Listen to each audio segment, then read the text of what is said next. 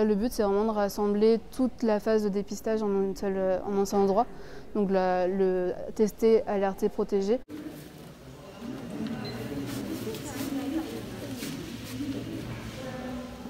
La première étape, ça va être des phases de remplissage, de pré-remplissage de questionnaires, où les personnes vont pouvoir mettre les premières coordonnées pour faciliter après l'étape pour les administratifs.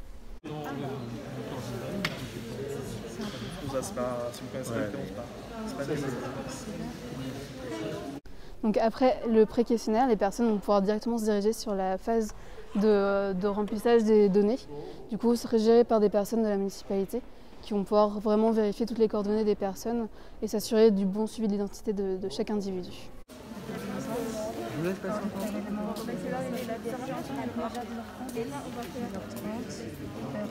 Suite à la vérification de l'identité de chacun, donc les personnes vont se diriger vers les phases de prélèvement. Donc soit si les personnes sont asymptomatiques, faire une PCR. Si les personnes sont asymptomatiques, on va se diriger plutôt vers un test antigénique pour avoir des résultats assez rapides.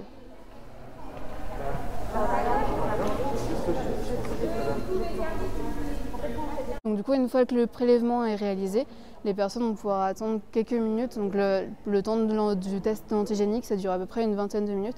Donc, ils vont pouvoir patienter ici le temps d'avoir les résultats et seront appelés par d'autres équipes médicales, infirmières ou étudiants infirmiers ou médecins pour l'annonce du résultat.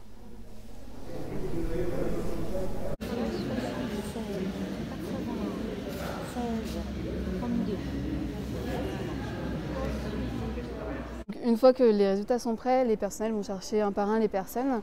Soit le résultat est négatif et dans ces cas-là, la personne va pouvoir repartir en ayant un rappel sur les gestes barrières.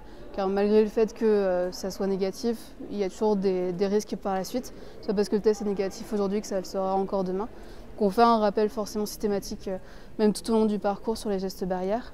Et si jamais le résultat est positif, là il y a tout un suivi fait par les professionnels de santé avec les cas contacts pour vérifier pour essayer de isoler la personne avec des contacts avec les municipalités pour voir si des personnes peuvent venir à domicile aider au quotidien les personnes ou les isoler dans un autre endroit si ce n'est pas possible à domicile.